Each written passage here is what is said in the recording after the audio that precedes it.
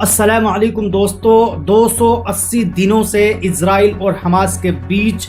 जंग जारी है। लेकिन अब इस बीच बरतानिया के एक अखबार ने, जो कि सरकारी अखबार बताया जा रहा है, बरतानिया के इस अखबार ने जिसका नाम लांसेट है, उसने अपनी रिपोर्ट शाये करते हुए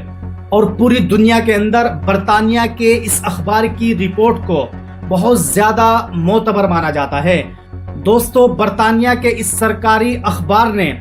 कल अपने रिसाले में एक रिपोर्ट पेश की है, जिसमें इस अखबार ने साफ तौर पर यह बात बताई है कि गज़ा के अंदर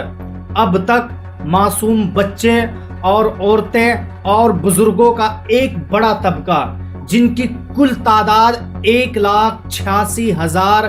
पहुंच चुकी है।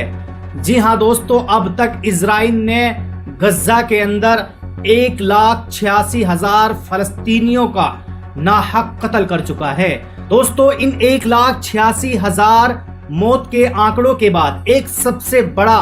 खदशा और सबसे बड़ा अलमिया इस अखबार ने अपनी रिपोर्ट के अंदर जो पेश किया है, आप उसे सुनेंगे तो आपकी आंखें नम हो जाएंगी। दोस्तों, बरतानिया के इस सरकारी अखबार ने अपनी इस रिपोर्ट के अंदर एक बात और पेश की है, वो ये है कि अगर अभी भी फौरी तौर पर इजराइल और हमास जंग रोक देता है, तब भी गज़ा के अंदर इतनी ज्यादा मौत होने का अंदेशा है कि कई महीनों तक बच्चे और औरतों की जान जाती रहेगी। और उसकी सबसे बड़ी वजह इस अखबार ने यह बताई है कि इसकी सबसे बड़ी वजह है जंग के दौरान जो गोला बारूद इस्तेमाल किया गया है, उनके गैस की वजह से इस खित्ते के अंदर ऐसी बीमारी फैल चुकी है कि कई महीनों तक मासूम और नौजवान और वहां के लोग मरते रहेंगे। यकीनन दोस्तों, इस रिपोर्ट को देखने के बाद ये बात साफ वाज़ेह है कि इजराइल ने गज़ा पर कितना बड़ा जुल्म किया है कि 1,86,000 अब तक लोगों को मार चुका है।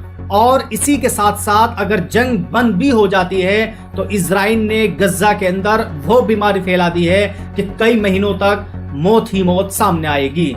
और दोस्तों, इसी बीच बरतानिया के इस लांसेट अखबार ने एक और रिपोर्ट पेश की है, वो ये है कि जिस वक्त इजराइल ने गज़ा के ऊपर हमला किया था, उस वक्त गज़ा की आबादी 23 लाख थी और आज के इन अमवात के आंकड़ों के एतबार से 8% गज़ा के लोग अपनी जान गंवा चुके हैं। यानी इस रिपोर्ट के मुताबिक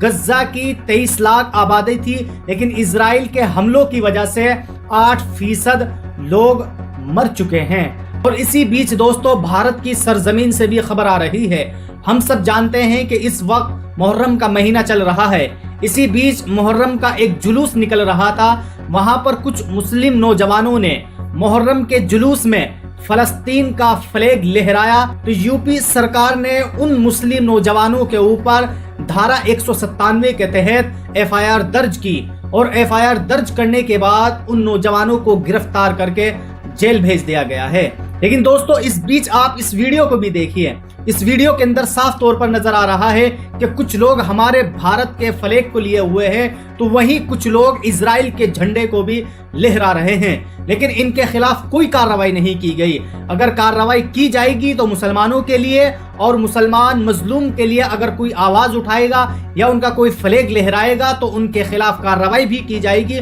और उनको जेल भी भेजा जाएगा। दोस्तों, ये बात तो साफ हो जाती है कि हमारे मुल्क में एक धर्म के मानने वालों को सबसे ज्यादा निशाना बनाया जा रहा है, क्योंकि इस बात से साफ वाज़ेह है कि जब भारत के फ्लैग के साथ इजराइल का झंडा लहराया गया तो उस वक्त इन लोगों को क्यों गिरफ्तार नहीं किया गया और क्यों इनके ऊपर FIR दर्ज नहीं की गई। वहीं अगर मुसलमानों ने फलस्तीन के झंडे को लहराया तो उन मुसलमानों के खिलाफ FIR दर्ज की गई और उनको गिरफ्तार करके जेल भेज दिया गया है। आखिरकार